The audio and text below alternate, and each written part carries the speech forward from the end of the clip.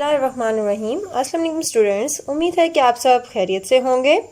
Students, आज class 10th का lecture number 1B आपके पास। लास्ट टाइम स्टूडेंट्स हम लोगों ने चैप्टर नंबर 3 स्टार्ट किया था। ठीक है, चैप्टर नंबर 3 में हमने 2 टॉपिक देखे थे, जिसमें हम पढ़े थे कंडीशनल और हम लोगों ने अनकंडीशनल पढ़ा। जब हमने कंडीशनल पढ़ा तो उसमें आप लोगों ने 2 टॉपिक देखे थे, ऑन गो टू और आपके पास आता है ऑन एरर गो टू।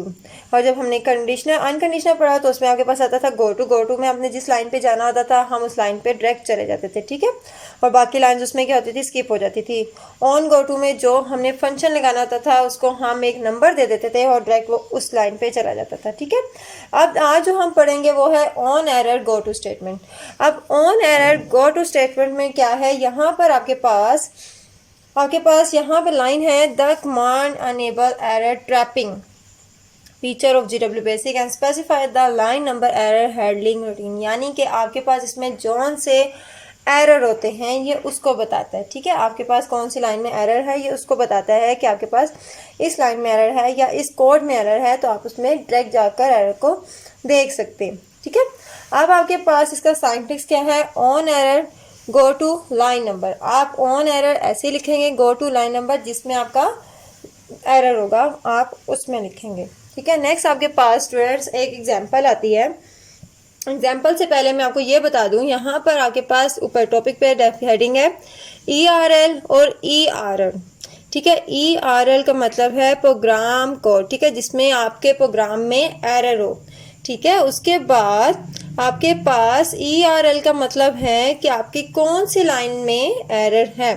ठीक है, ये दोनों आपके पास क्या है, रिजर्व वर्ड हैं, लेकिन एज अ वेरिएबल भी हम इसको ले लेते हैं, लेकिन इनके ये स्पेसिफिक है, आप इनको ऐसे ही लिखते हैं। ठीक है, आप इनको अपनी मर्जी से चेंजिंग नहीं कर सकते, आप इसको हमेशा ऐसे ही लिखते हैं। अब स्टूडेंट्स मैं आपको एग्जाम्पल देखती हूँ, एग्जाम्पल देखें ऑन। ठीक है, उसने क्या लिए, 2 नंबर ले रहा है और वो कहता है कि एरर होगा तो आपने किस में मूव आउट हो जाना है, लाइन नंबर 70 पे।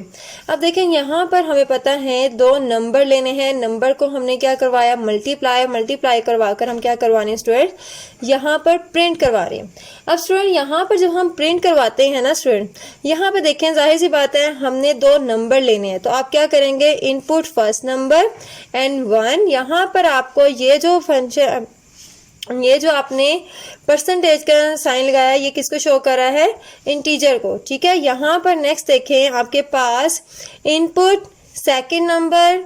ठीक है, आपने दोबारा ये आपको पता है ना, इनपुट के बाद हम जो भी यूज़र से रिक्वायर करते हैं वो हम डबल कोटेशन मार्क में क्लोज करते हैं, कोमा लगाते हैं।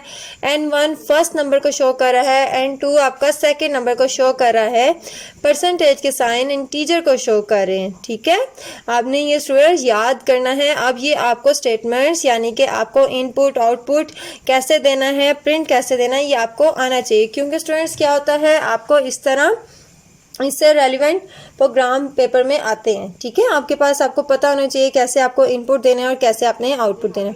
नेक्स्ट और स्टूडेंट नेक्स्ट देखें आर परसेंटेज का मतलब है जब आप इनको मल्टीप्लाई करेंगे। ठीक है, आप इनको मल्टीप्लाई करेंगे तो आपका आंसर क्या आना चाहिए, आपको पता है ना परसेंटेज इंटीजर को शो करता है, इंटीजर कितनी होनी चाहिए, 2 बाइट। ठीक है, आपकी इंटीजर 2 बाइट होनी चाहिए। हमने जब टाइप ऑफ डिक्लेरेशन पढ़ा था वहां पर हमने पढ़ी थी ये। ठीक है, आप भूल गए हैं तो आप दोबारा पीछे जाके देख सकते हैं। ठीक है, ये आपकी 2 बाइट्स मेमोरी को स्टोर करता है। ठीक है, आपने क्या करना है इसको। नेक्स्ट देखें आपके पास प्रिंट इक्वल, यहाँ पर ये जो आर होगा वो यहाँ पर आ जाए एंड, और अगर तो कोई एरर होगा तो लाइन नंबर किस पे चला जाए, 70। यानी कि प्रिंट आपका क्या करवा देगा, error code is equal to error. ठीक है, आर। ठीक है, अगर आपका एरर है फिर लाइन नंबर भी बताएगा वो। अब जिस तरह स्टूडेंट्स आप जब ये प्रोग्राम लिख लेते हैं, ठीक है, आपने इस पर भी परसेंटेज डाला कि आपकी इंटीजर होनी चाहिए, ये भी आपकी परसेंटेज है, ये भी। ठीक है, जब आपने इसका काम किया तो वो क्या करेगा स्टूडेंट्स, आपके पास परसेंटेज को, ठीक है, यहाँ पर आपको जब आप रन करेंगे, रन करने के बाद वो एंटर करते हैं आप। ठीक है, या आप रन लिख देंगे, आप क्या करेंगे, एंटर रन लिखेंगे तो आपके पास एंटर ये आएगा, एंटर फर्स्ट नंबर, आपने 400 लिख दिया, एंटर सेकंड नंबर, आपके पास ये आ गया।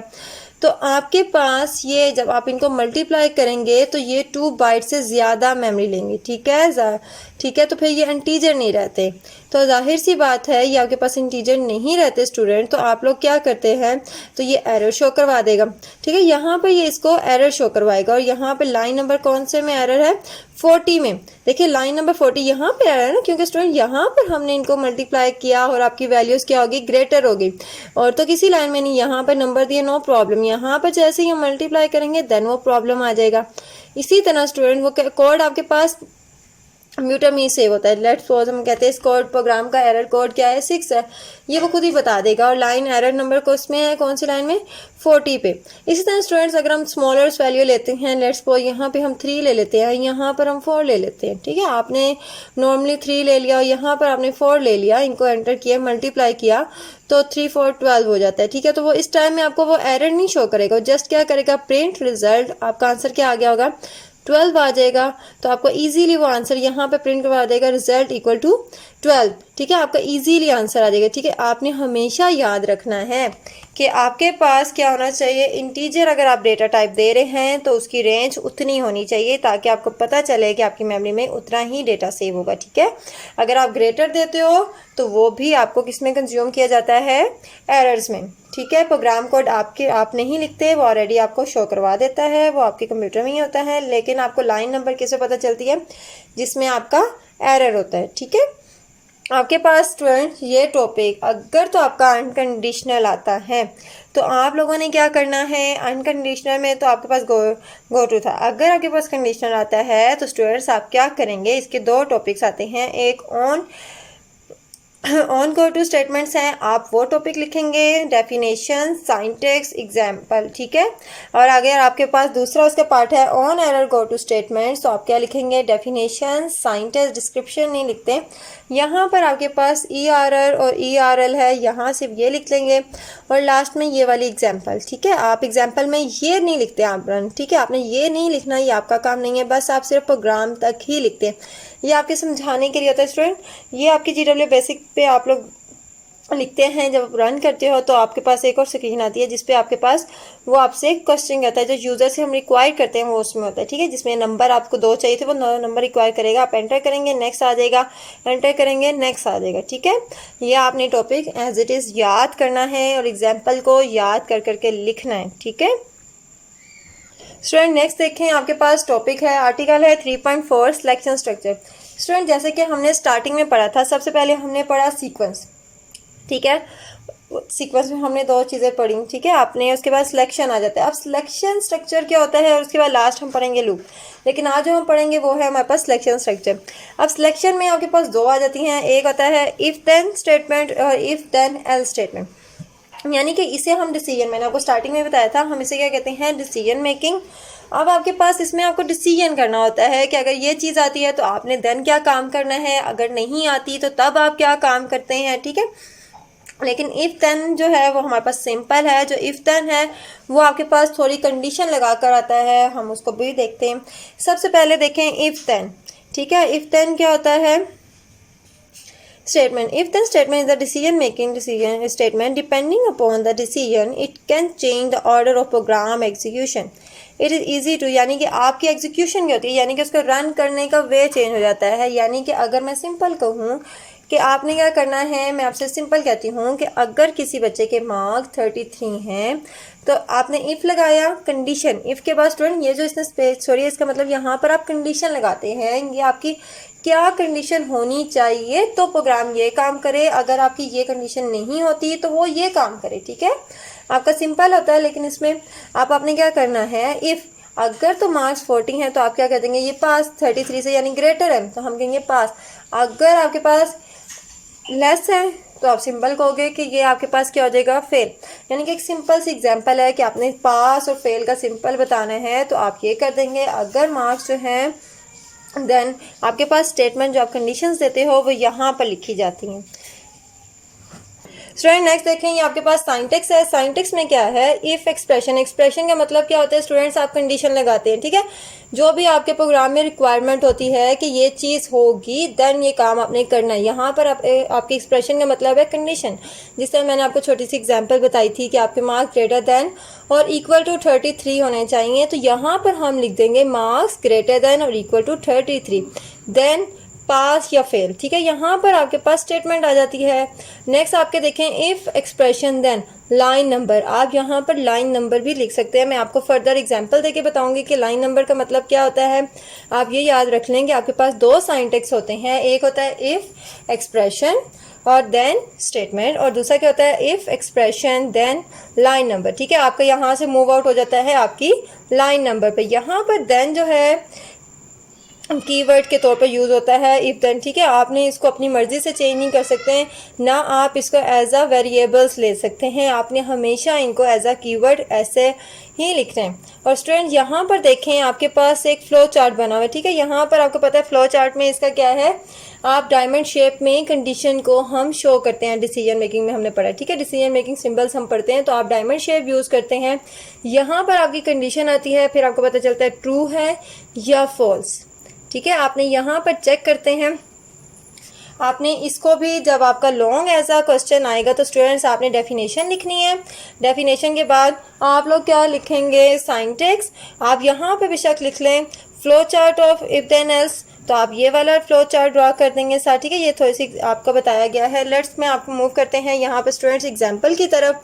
सबसे पहले देखें, मैं आपसे कहती हूँ कि हमने कुछ नंबर, ठीक है, यूज़र से हम कहते हैं कि कोई नंबर प्रिंट करवाना है, ठीक है। आपने यूज़र से एक नंबर लेंगे, आपने ये बताना है कि आपका नंबर क्या है, पॉजिटिव है, ठीक है। आपने ये बताना है कि आपका नंबर पॉजिटिव है। जाहिर सी बात है आपका नंबर कभी नेगेटिव भी आएगा और सम टाइम आपका नंबर क्या आ जाएगा स्टूडेंट्स, पॉजिटिव भी आएगा।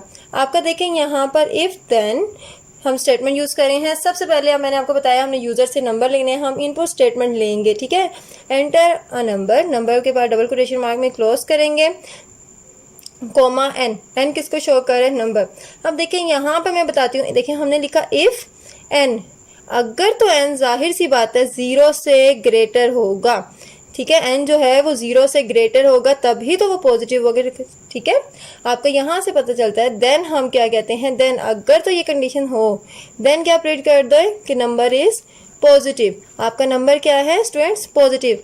यहाँ पर देखें आपका आउटपुट में क्या आएगा, एंटर अ नंबर। आपने नंबर क्या किया, 5, तो आपका 5 जब नंबर आप एंटर करेंगे तो वो आपको क्या कह देगा, यहाँ पर आके वो कंडीशन चेक करेगा। आपकी कंडीशन क्या होगी, ओके होगी, देन वो क्या प्रिंट करवा देगा, नंबर इज पॉजिटिव। इसी तरह स्टूडेंट्स अगर आप ये करते हैं कि नंबर एंटर क्या कर देते हैं, -5, तो आप लोग क्या कर देंगे, ठीक है। अगर आपको ये कहा जाता है आप नेगेटिव नंबर करते हैं तो वो क्या कहेगा, आपको प्रिंट क्या आएगा।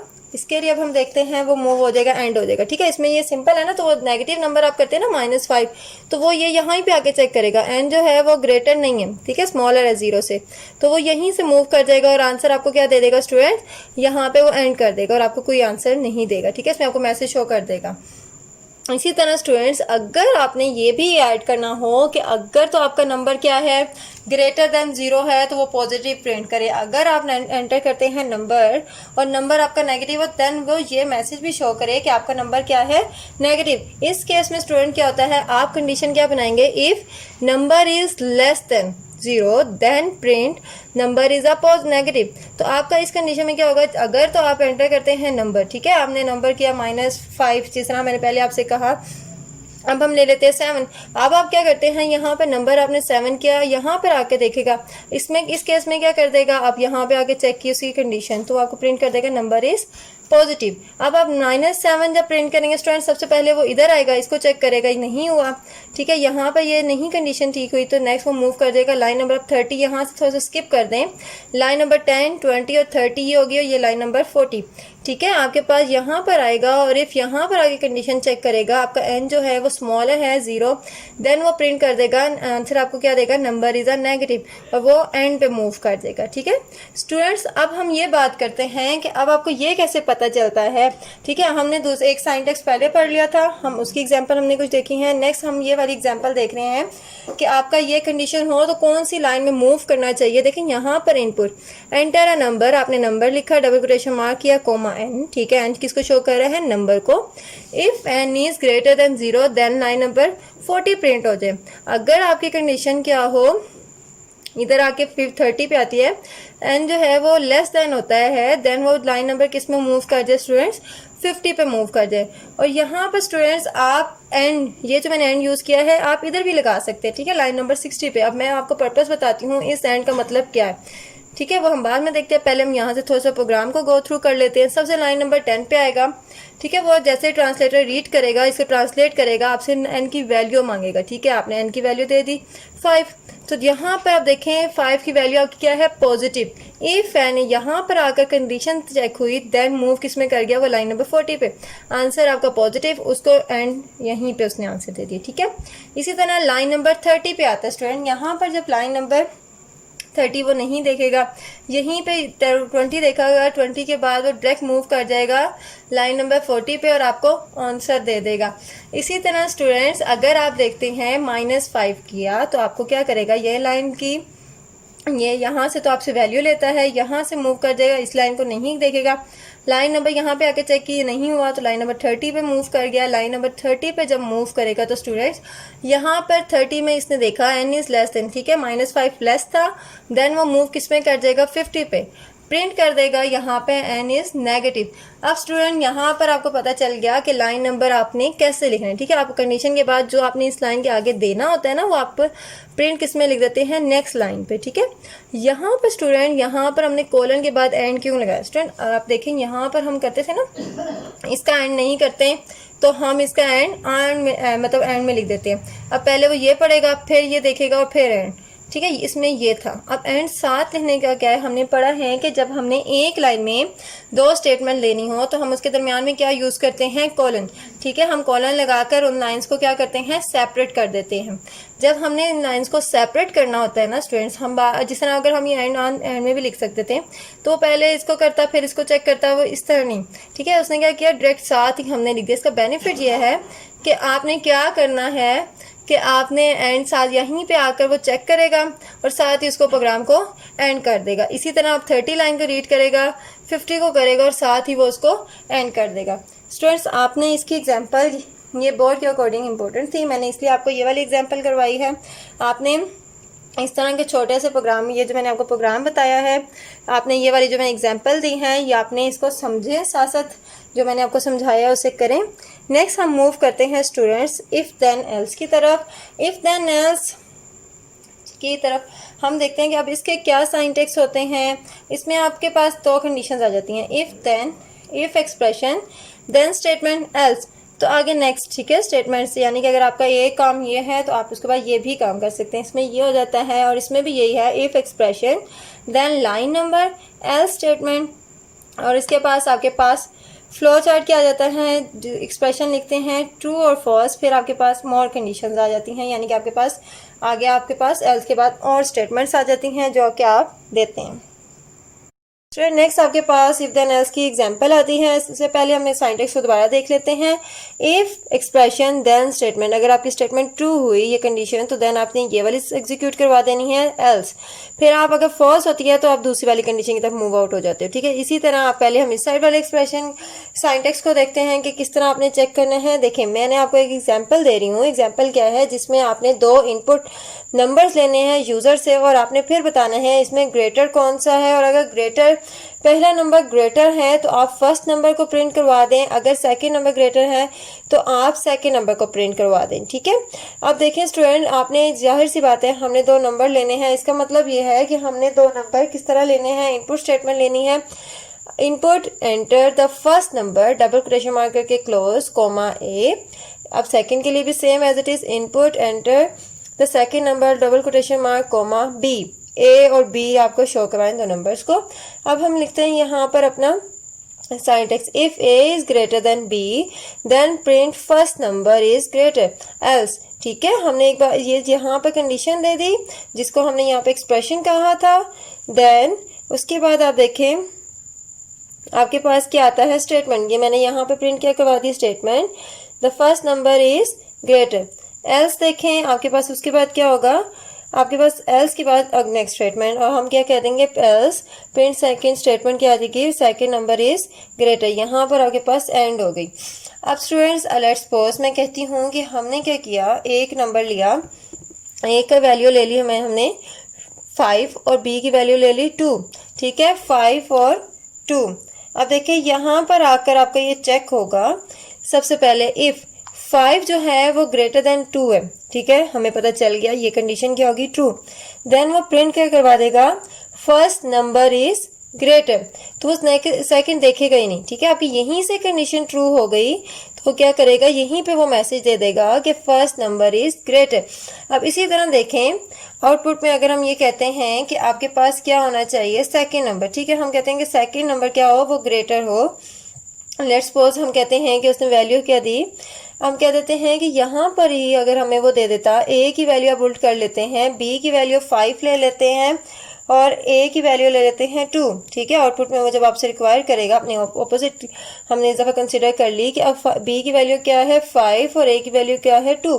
यहाँ पर स्टूडेंट आगे चेक करेगा, यहाँ पर ही वो क्या करेगा प्रिंट देन, तो वो इसको चेक करेगा, कंडीशन आपकी क्या होगी फॉल्स, ट्रू, ठीक है, वो इसको छोड़ देगा, वो एल्स पे आएगा, यहाँ पर आके वो आपको आउटपुट में क्या आंसर शो कर देगा, सेकंड नंबर इज ग्रेटर, और उसके बाद एंड, ठीक है। अब स्टूडेंट यहाँ पर हमने ये पढ़ा था कि एक और सिंटैक्स पढ़ा था जिसमें आपको ये बताया था if expression then line number else statement.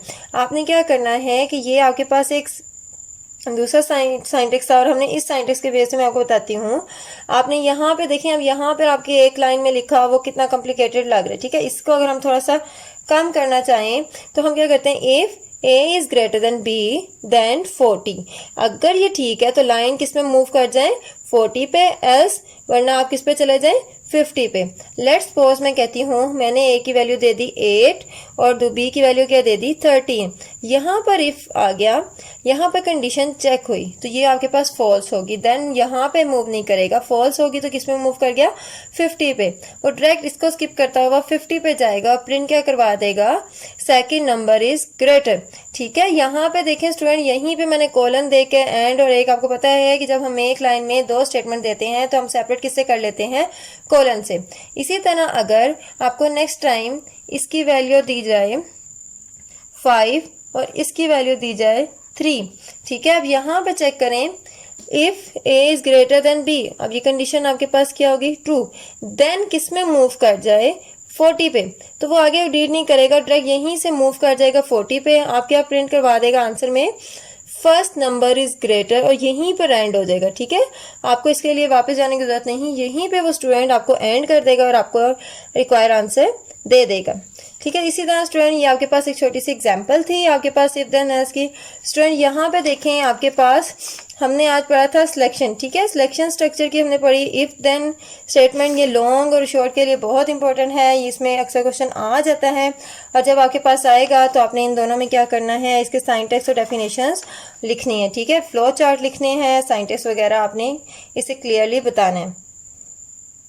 Student next मैं आपको एक और एग्जांपल दे रही हूँ जिसमें हम यूज़ कर रहे हैं एंड ऑपरेटर का, ठीक है। अब एंड ऑपरेटर को यूज़ कर आपने क्या करना है, इफ़ एल्स कैसे, इफ़ देन कैसे यूज़ करते हैं, अब हम उसको देख लेते हैं।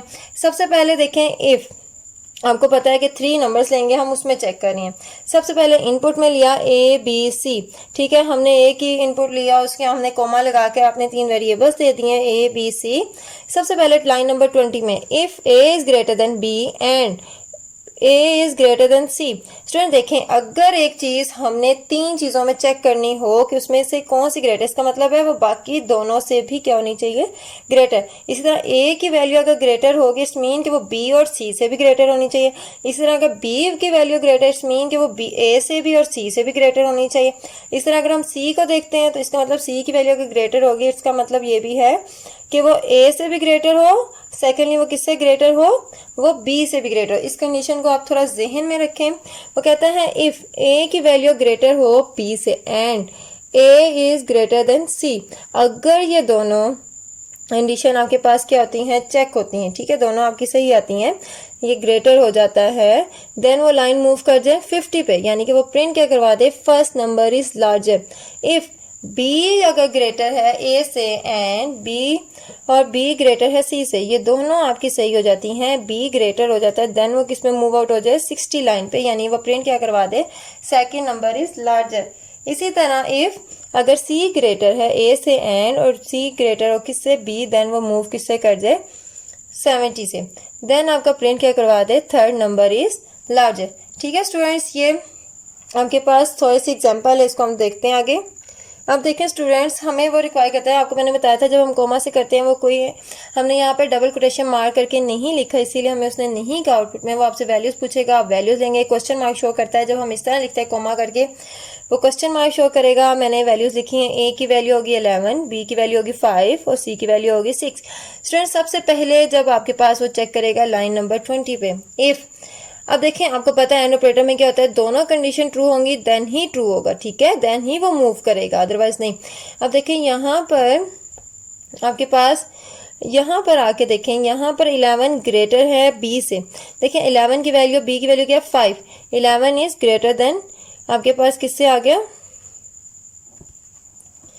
5 से, तो आगे आपके पास क्या आ गया, आपके पास 11 ग्रेटर हो गया किससे 6 से भी, तो देन वो किससे मूव कर जाएगा, लाइन नंबर इसके पास 50 पे, तो यहाँ पे वो शो कर देगा फर्स्ट नंबर इज लार्जर। इसी तरह अगर हम ये करते हैं if B is greater than ये वाले कंडीशन, तो अगर हम यहाँ पर वैल्यूज़ डिफरेंट कर देते हैं, अब मैं कहती हूँ बी की वैल्यू क्या होगी नेक्स्ट टाइम 15 हो गई, तो आप क्या करेंगे, यहाँ पर देखें आपके पास यहाँ पे फर्स्ट में आएगी ये कंडीशन फॉल्स होगी क्योंकि 11 इज़ लेस देन 15, ठीक है, यहाँ पर ये फॉल्स हो गई, यहाँ पर ये कंडीशन ट्रू हो गई, तो जाहिर सी बात है एक ट्रू है और एक फॉल्स है, ये नहीं जाएगा। नेक्स्ट पे आएगा यहाँ पर 15 है, यहाँ पर 11 है, तो अब ये कंडीशन ट्रू हो गई और ये भी कंडीशन ट्रू होगी, both condition are true, then वो मूव कर जाएगा लाइन नंबर 60 पे, ठीक है, यहाँ पर मूव करेगा तो वो कह देगा सेकंड नंबर इज़ लार्जर। इसी तरह अगर हम नेक्स्ट टाइम वो कह देता है 16 और अब यहाँ पर सी की, यहाँ पे ये स्किप कर देगा, यह भी स्किप कर देगा 20 लाइन और 30 लाइन भी स्किप कर देगा, डायरेक्ट मूव कर जाएगा किस पे, लाइन नंबर 40 पे।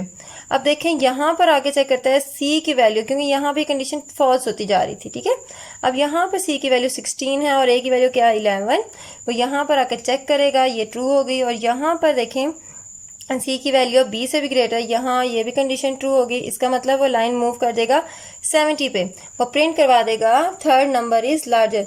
स्टूडेंट इसी तरह ये आपकी क्या हो जाएगी, कंडीशन चेक हो जाएंगी बाय यूजिंग एंड ऑपरेटर, ठीक है, आपने एंड ऑपरेटर को यूज करके इस कंडीशन को चेक करना है। और स्टूडेंट्स अगर ये क्वेश्चन आपको ऑपोजिट आता है, ये तो हमने लार्जर देखा ना, अगर वो स्मॉलर कहता है तो हम ये साइन ऑपोजिट कर देते हैं, यानी कि लेस देन का साइन इस साइड, ग्रेटर देन का साइन इस तरफ, ये आप साइन चेंज कर देंगे और यहाँ पे भी लिख देंगे smaller, first number is smaller, second number is smaller, third number is smaller, ठीक है। स्टूडेंट्स आज का जो हमने लेक्चर पढ़ा इसमें आपने इफ देन और इफ देन एल्स, ठीक है, ये इंपॉर्टेंट टॉपिक था, आपने इसका टॉपिक बाय डेफिनेशन, फिर आपने साइंटिक्स और देन आपने क्या करना है इसकी एग्जांपल्स, ठीक है, आपने याद करना है, अपनी कॉपीज में लिखना है। स्टूडेंट इससे रेलिवेंट शॉर्ट क्वेश्चन आंसर आपके नोट्स में भी होंगे, आप वहाँ से भी याद कर दिएगा, और जो मैंने आपको प्रोग्राम समझाए हैं इसको साथ साथ करें और इसको लाइन बाय लाइन, एक लाइन को पढ़ें फिर आप उसको समझें और उसको करें, फिर लाइन बी 20 लिखें, ऐसा सारी लाइन्स को लिखें और प्रोग्राम को डिफरेंट वैल्यूज़ देकर स्टूडेंट्स आपने रन करना है कि जो एक्यूरेट आपको आंसर चाहिए कि वो मिल रहा है कि नहीं। ओके, टेक केयर, अल्लाह हाफिज़।